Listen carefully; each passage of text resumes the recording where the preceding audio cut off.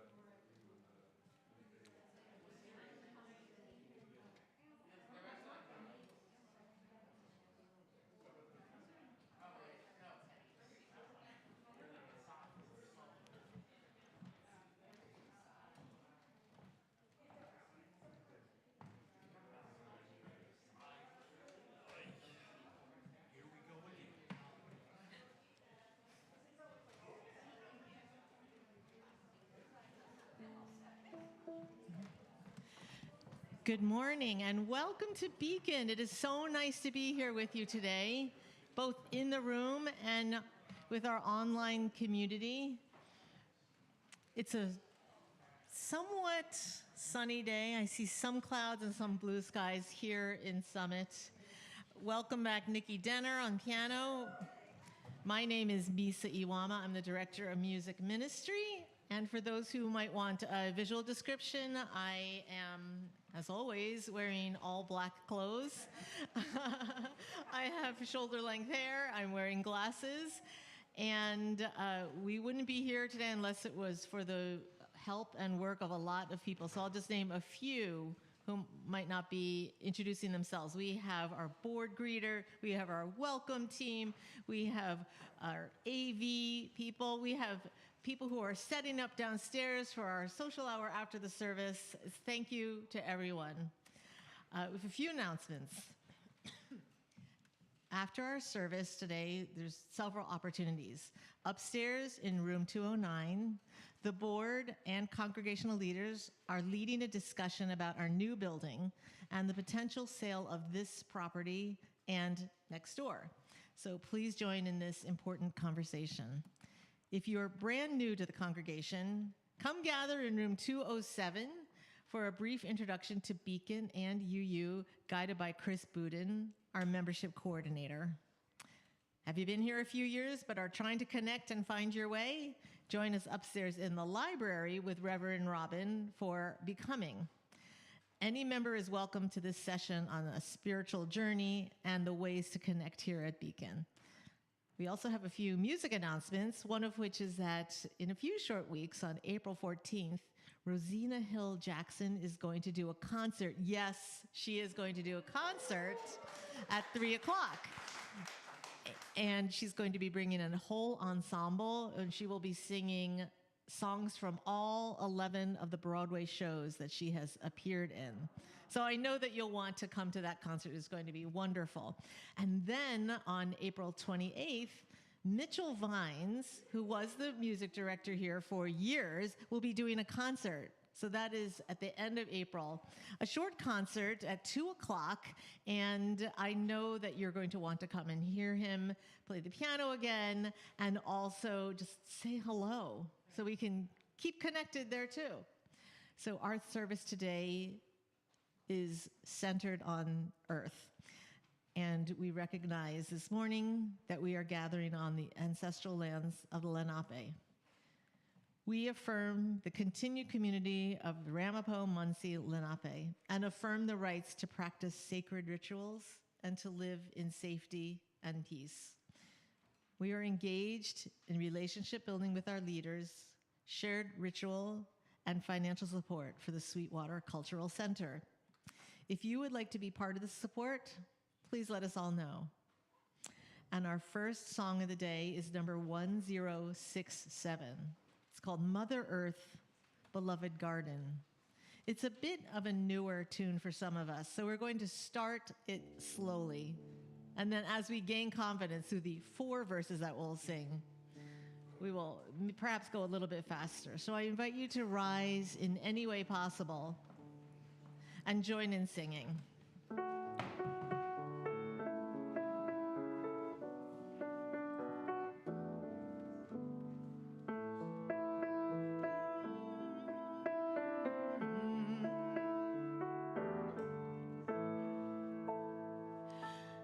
Mother Earth, beloved garden, living treasure underfoot.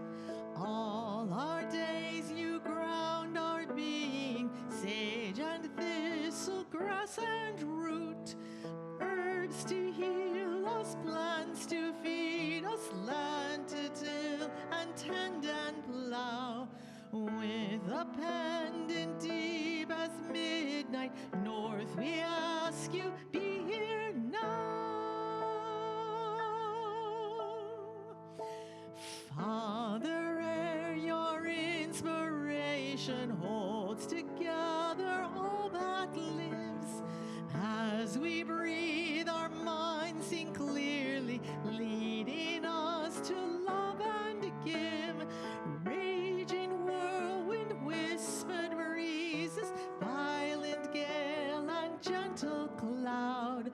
With a blade as sharp as morning, east we ask you, be here now. Brother fire, great transformer, share the passion of the sun. In our hearts your warmth revives us, cooks our food and heals our homes. Flaming candle blood within us, blazing desert will to grow. With the one directing power, south we ask you, be here now. Last verse. Sister water ever flowing, ocean, river, pond, and rain, drink we now and quench our thirsting, cleanse us we begin again. Mist and ice, a host of changes, all that courage will allow. With the cup, the holy chalice, must we ask you, be here now.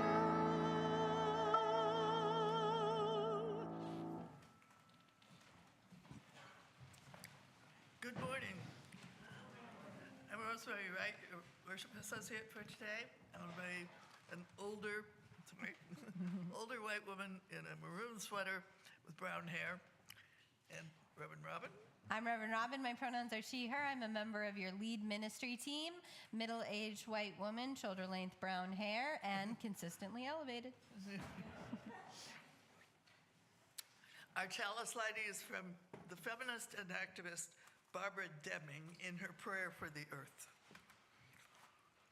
Spirit of love that flows against our flesh, sets it trembling, moves across it as across grass, erasing every boundary that we accept, and swings the doors of our lives wide.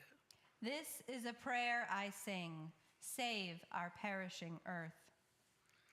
Spirit that hears each one of us, hears all that is, listens, hears us out. Inspire us now. Our own pulse beats in every stranger's throat, and also there within the flowered ground beneath our feet. And teach us to listen. We can hear it in water, in wood, and even in stone. We are earth of this earth, and we are bone of its bone. This is a prayer I sing, for we have forgotten this, and so the earth is perishing. We kindle the light that unveils the truths, that kindles the remembering, and illuminates our interdependence.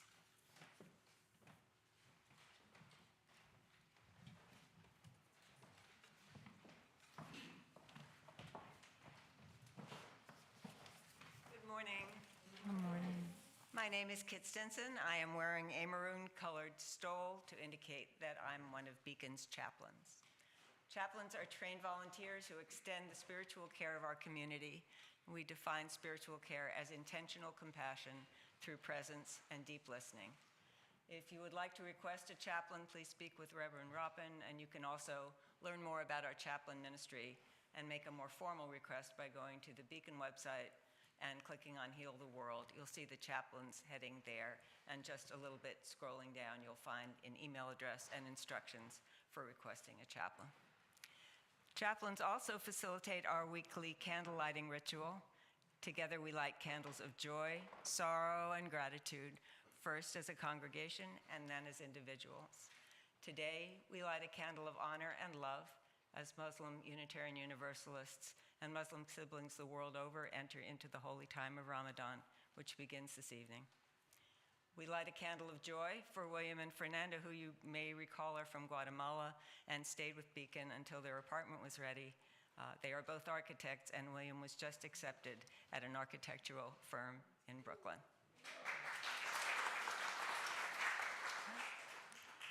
We light a candle of celebration and gratitude as the site plan for our 695 Springfield Avenue was submitted to the City of Summit on March 6th, and this is a big step forward in the journey to our new home.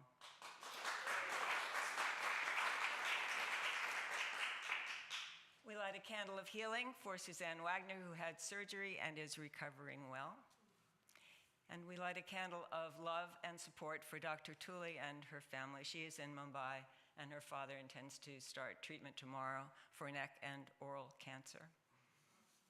And finally today, even if it's just for today, instead of all the candles of sorrow we could light, let's light a single candle of hope and resolve to keep it bright. For all these things and so much more, I invite you to come forward now and light a candle here in our sanctuary or wherever you are.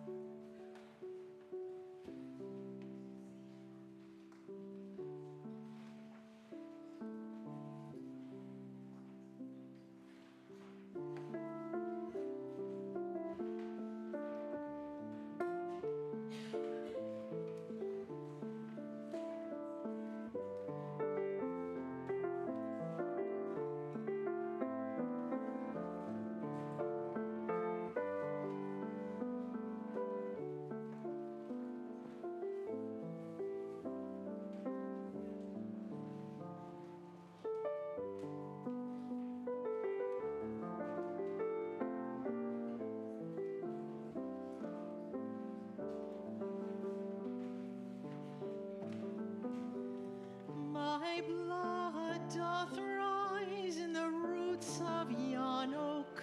Her sap doth run in my veins. Boundless my soul like the open sky, where the stars forever have lain. Where the stars, where the stars, where the stars forever have lain. My foot carries days of the old into new. Our dreaming shows a slow way, wondrous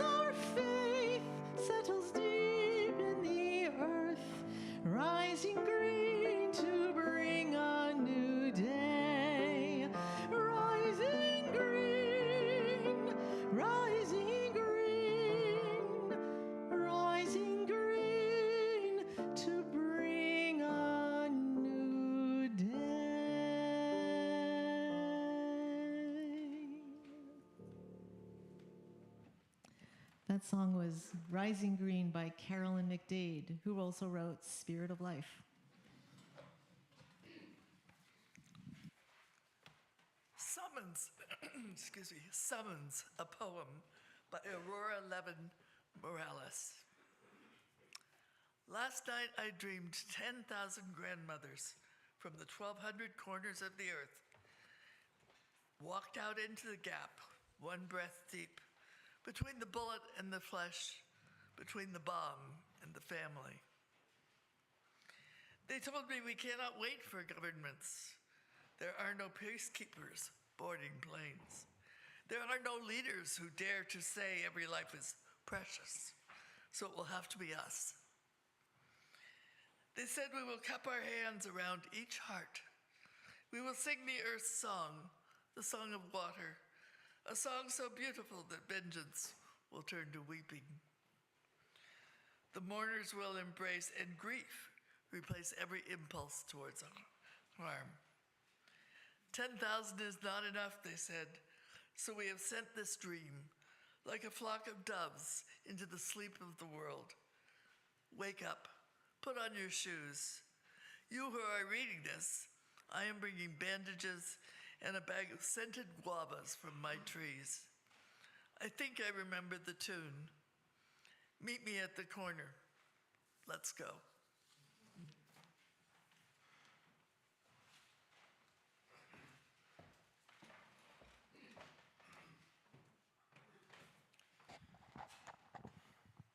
Good morning.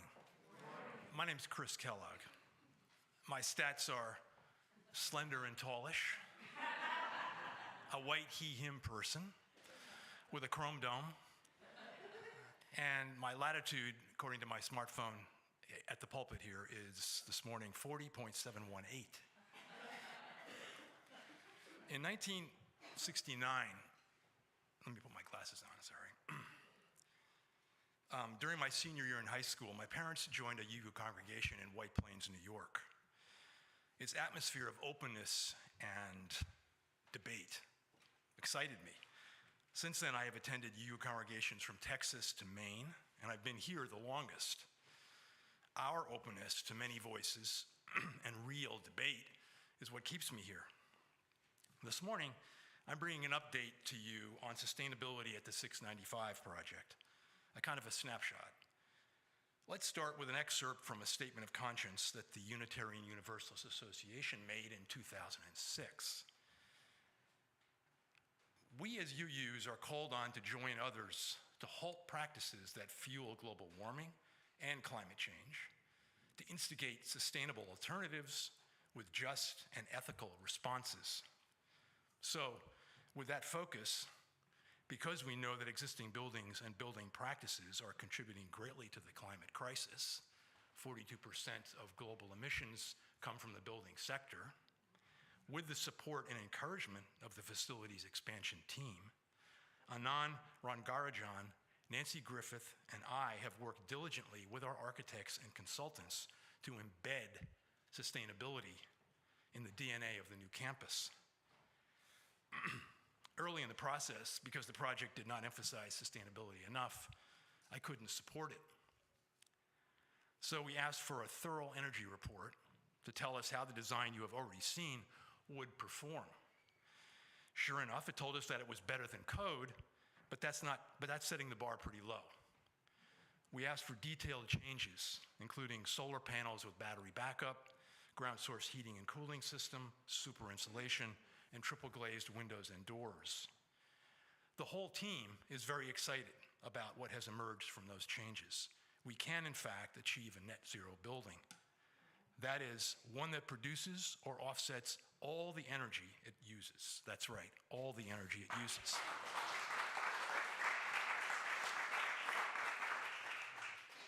The changes we recommended may cost more at first, but less in the long run. And we're working on an analysis of long and short-term costs and savings.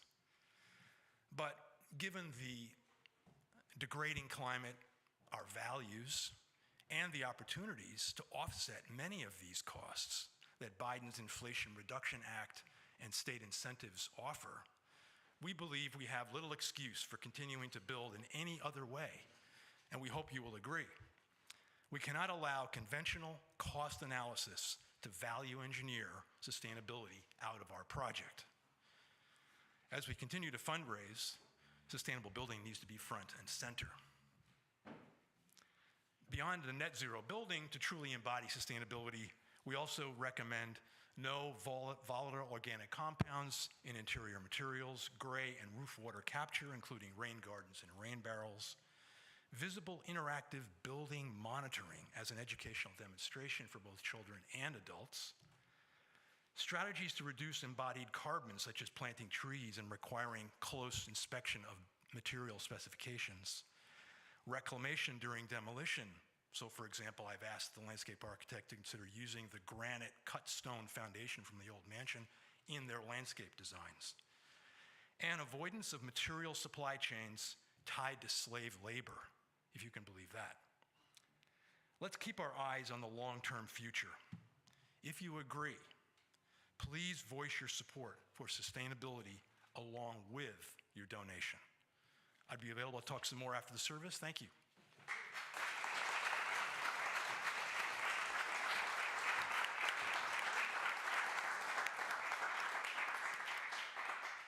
I can testify to Chris's incredible work alongside the entire facilities expansion team. The details, both granular and well as holding the meta, the heart of our values.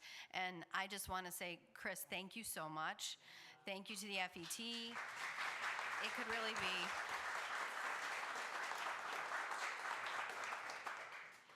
getting up here and preaching each and every week, I get a lot of visibility with ministry, and this is a ministry that is also vital and could easily go unnoticed in the number of hours and effort you've put in. So thank you.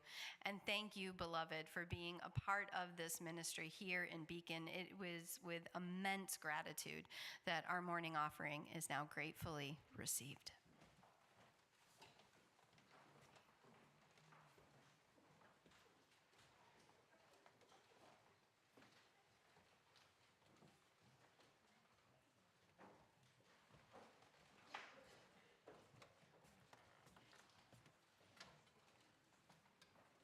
All right, we're going to sing a song together. It's The Tide is Rising by Rabbi Shoshana Meira Friedman and Yotam Schachter. And it's the kind of song that if you hear me sing or even say the first line, you'll be able to join in singing. So I invite you to rise in any way possible as we sing The Tide is Rising together. And it goes like this. The tide is rising, and so are we. The tide is rising, and so are we. The tide is rising, and so are we. This is where we are called to be. This is where we are called to be. That was great. The task is mighty. The task is mighty, and so are we. The task is mighty, and so are we. The task is mighty, and so are we. This is where we are called to be. This is where we are called to be. The storm is raging, the storm is raging, and so are we. The storm is raging, and so are we. The storm is raging, and so are we. This is where we are called to be. This is where we are called to be. The world is ready, the world is ready, and so are we. The world is ready, and so are we. The world is ready, and so are we. This is where we are called to be. This is where we are called to be.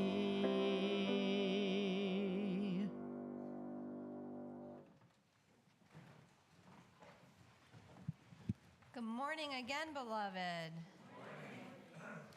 You brave time changers, you. Coming on a Sunday morning. I must say, I had to give extra bonus points to the 9:30 service, but I'm going to give you some too. Don't worry. Just use them wisely, however you may use them. I begin with a reading this day from the Gospel of Joni Mitchell. Both sides now. Oh, but now, old friends, they're acting strange, and they shake their heads and say, I've changed. Well, something's lost, but something's gained in living every day.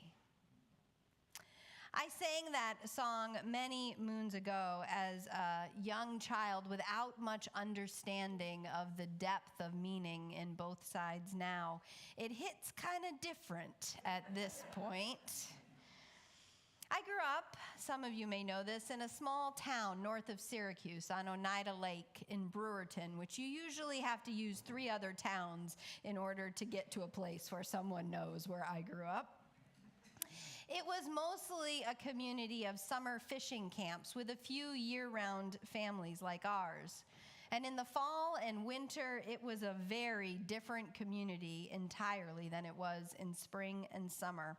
Just a dozen or so families who would rally together when there was a flood or a big snowstorm, who relied upon the 1 or 2 families with backup generators.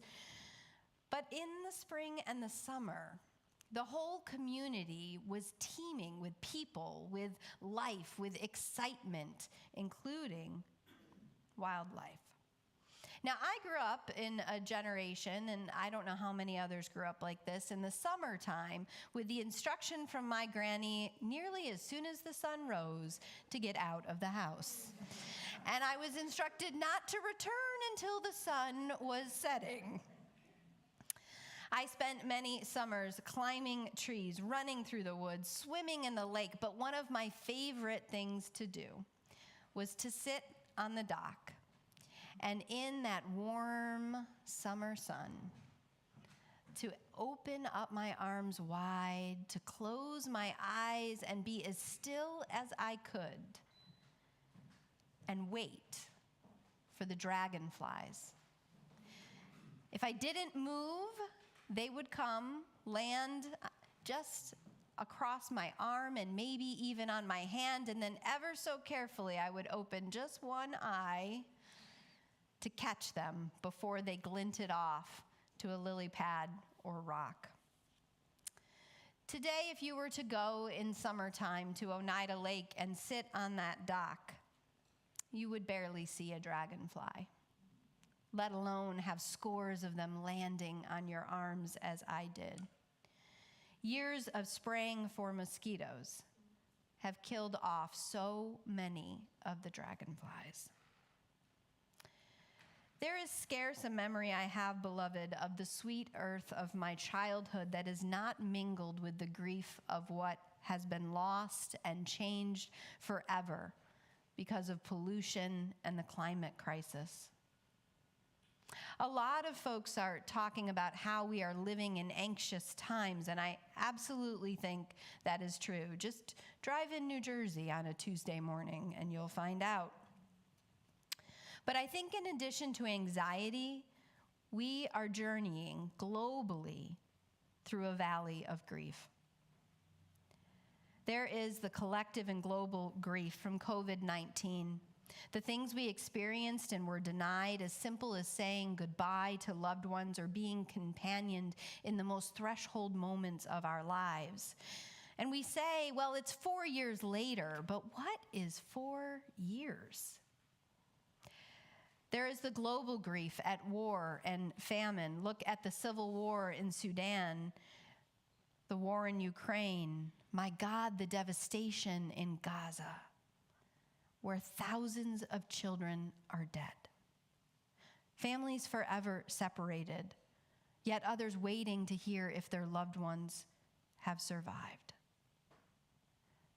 There is the daily grief that, of course, pulses through our lives, the loss of a loved one, a job now gone, the end of a relationship, the death of a beloved pet. Maybe it's aging that causes you grief. A move from a beloved home. So many of us here are grieving too as we consider leaving this sanctuary. How many here, if you're willing, have been touched by grief, say, in the last week? Keep your hands up. Last month? Last 3 months, 6 months? Last year?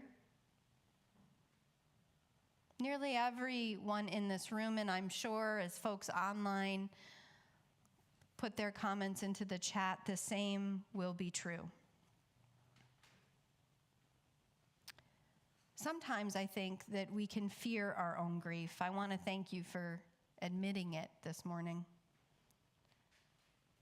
I can't tell you how many people come into my office each week and tell me what they're going through, and underneath the text of all of the grief, I hear the same fear. Will this sadness, will this aching kill me? Will I ever get past this? We fear grief so much sometimes that honestly we avoid it in each other. Anyone in profound situational grief knows that there's some illusory timeline that many people seem to want you to follow when you're in grief. Like, could you just calendar your grief and maybe next Tuesday is good to be over it? And then, of course, there is the grief of the devastation of the earth. This is a different kind of grief entirely that we are seeing the world over, because there's no one moment that we are grieving. There's no one loss. There's not a funeral to plan or a divorce to finalize or an office to pack up. This kind of grief about the earth, it permeates all of living.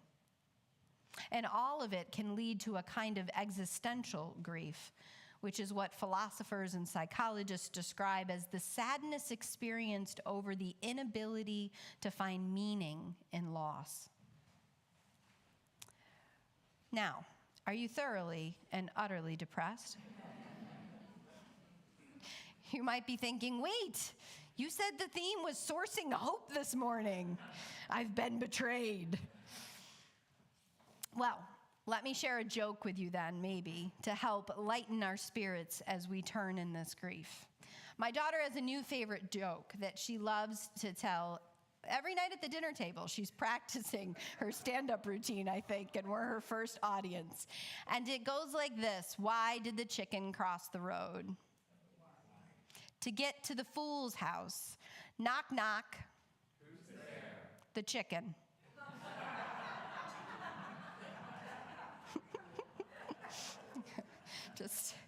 It stays funny, I can tell you. Yeah, 16 days later, still funny. Sometimes our fears are knocking at our doors and we feel like we might be made a fool if we answer, if we tell the truth of what we're living in.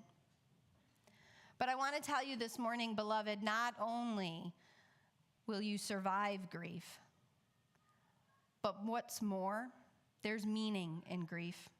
If we can discern it and have the spiritual community to stay with one another, there is even value here in grief. On Friday night, my friend and colleague, Reverend Maria Crompton, reminded a small gathered congregation where we celebrated in East Orange the first anniversary of a new church, Grace Baptist Church, and our colleague, Reverend Novella George. She began this celebratory event, right? They're celebrating 1-year anniversary of being a brand new congregation. You'd think that the sermon for that service would begin with great joy, and instead, Reverend Crompton began the celebration by telling us there is value in the valley. Then, she told us to turn to the passage, a well-known passage in Ezekiel, where the prophet is led by God into a valley of dry bones. Anyone know this story? Now, if you don't, let me preface it by saying Ezekiel is a weird dude, okay? He does some really strange things like lying down on one side of his body for 300 days and then lying on the other side for 45 days. He's quirky. Let's just say he's quirky. He's quirky, lovable, but quirky. So he's told by God to go into this valley, and when he gets to the valley, it is filled with dry bones, human bones. He has basically walked into a graveyard. Now, most of us, if we came into such a valley, would do what? Leave. That's right. That's right. But we have a quirky little Ezekiel with us, and he not only stays, but he listens as he is told to breathe life into the bones. Now, here he is in a valley with death and devastation all around him. I mean, talk about grief. And he begins to breathe life and speak truth. He is told to offer prophecy over these bones. And quirky, bless his heart, Ezekiel does it. And those bones begin to what? Dance, rattle, come together. And in the story, tendons get added to the bones and then flesh. And soon, there are whole human beings standing in front of Ezekiel. Now, I know what you're thinking. Ezekiel was into microdosing before it was popular. I know. But bear with me. The text is a story, right, that is teaching something. It's about a strange man, a quirky man, who has the audacity to listen to an inner knowing, and who in so doing finds not only truth, but prophecy and hope and life in the midst of the valley. Now, most of us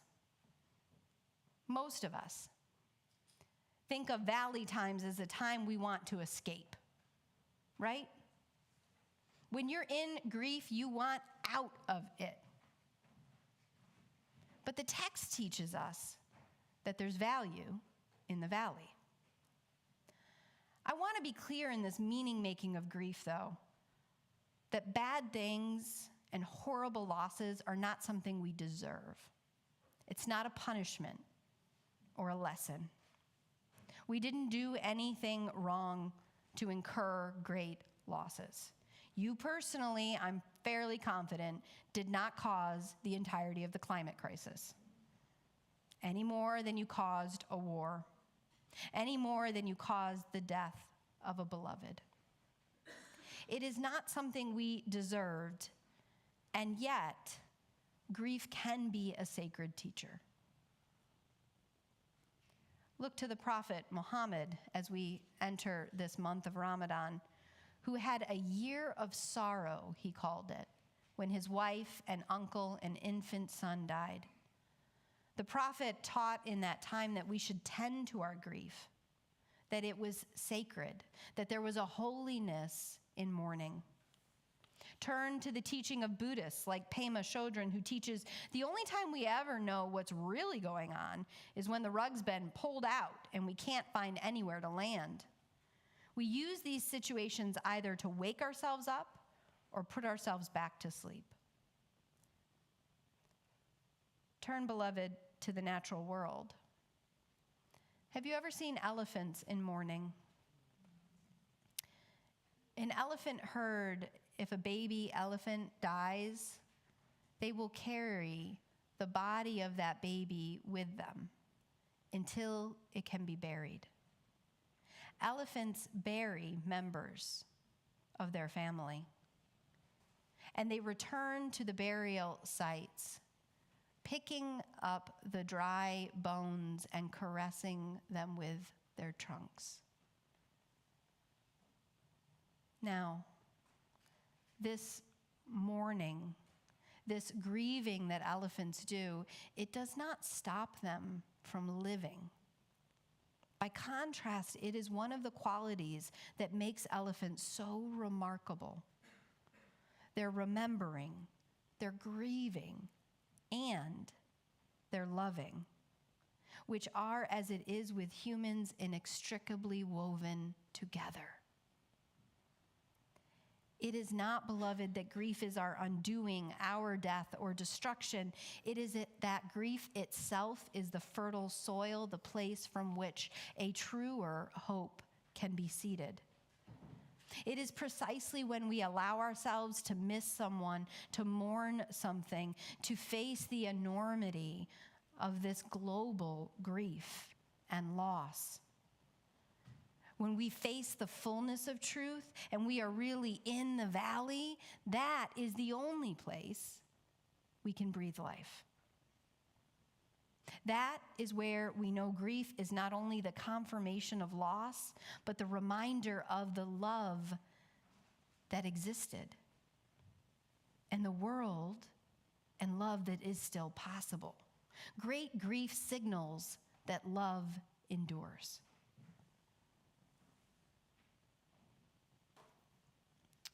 We can grieve and breathe life. Well, something's lost, but something's gained in living every day. We live the fullness of it, the prophets teach, grief and joy, sorrow and hope. I think here of the young climate activists, Greta Thunberg, Dominique Palmer, Elizabeth Wathuti among them, who are visibly grieving and raging and crying out. As so many of us feel and know, they are giving voice and action to it. Elizabeth Wathuti, who grew up in Kenya, says this: "When I was younger, I had an opportunity to spend time in nature in the central highlands of Kenya, but along the way, I witnessed deforestation firsthand. The wild forests that I liked to play in were cut down. The streams I used to drink from are now polluted or drying up, and this anger and grief then gave me a hunger to do something about global environmental challenges like deforestation and climate change for the sake of humanity's survival." Young climate activists are rising up in grief and in anger, not with defeat, but with a collective call for humanity's survival. And I don't know about you, but when I listen to them and I answer their calls to action, I feel a profound sense of hope, sometimes for the first time in a long time. As the poet reminded us today, we will sing the song of water, a song so beautiful that vengeance will turn to weeping, that mourners will embrace, and grief replace every impulse toward harm. I want to suggest that hope does not come from the good times, the easy decisions. Just ask the facilities expansion team. Hope comes when you're in the valley, when you're surrounded by dry bones, and you have the courage to breathe life. Hope comes from the heaping loss in our heart, the signal that love endures. So if you're wondering this morning, do we have anybody in the valley today? All right, we got a few more people willing to admit than the first service. I think the time changed. They were like, I'm not talking about the valley. I'm not even sure I'm awake in here.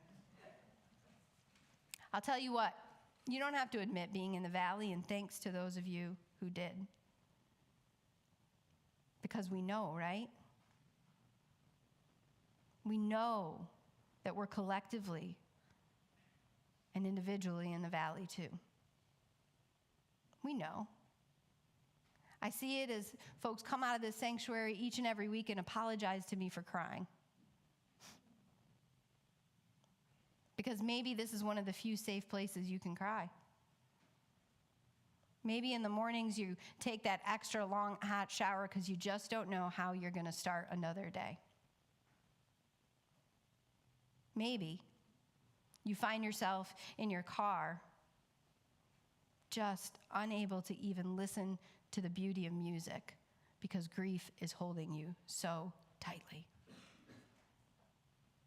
So if you're wondering, beloved, if this sorrow is going to kill you, is going to take you out, I want you to remember that your weary soul is not a tomb, but a womb.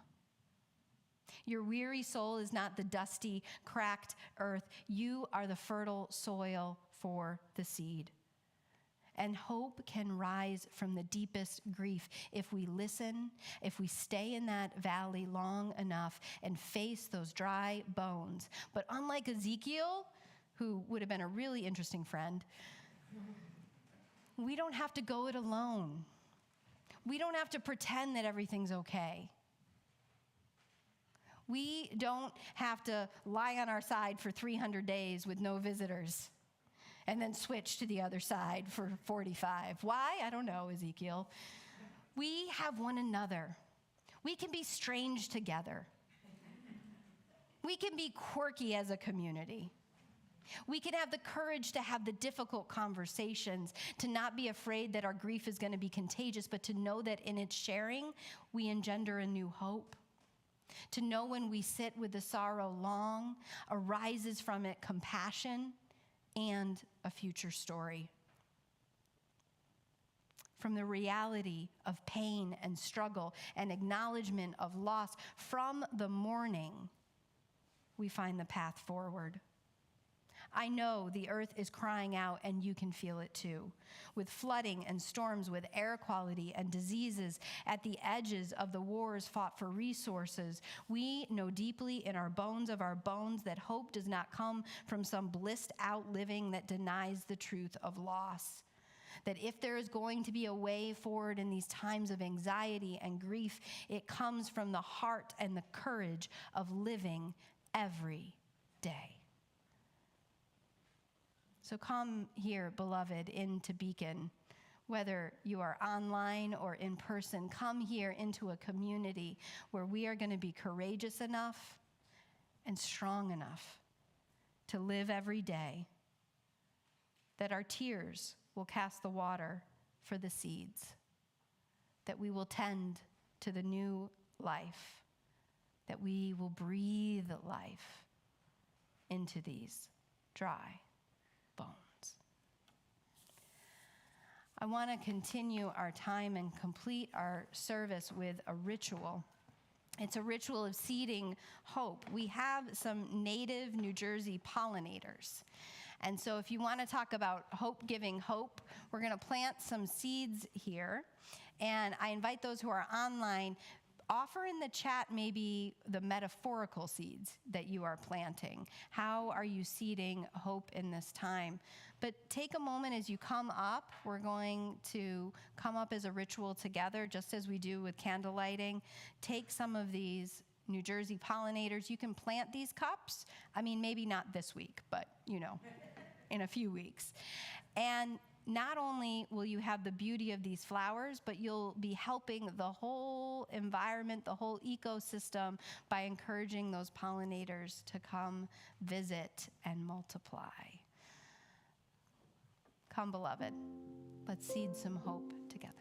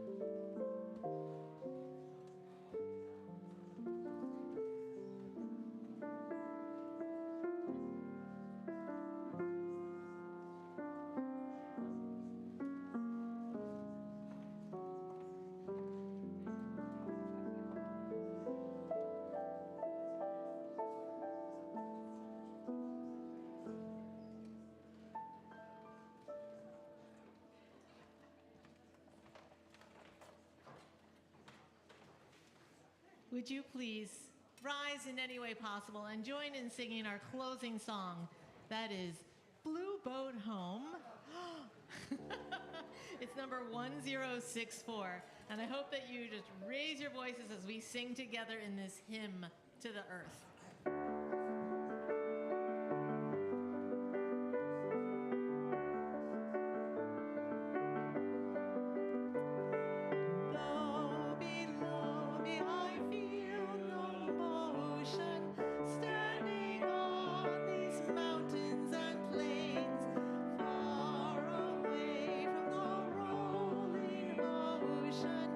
Still my dry land heart can say,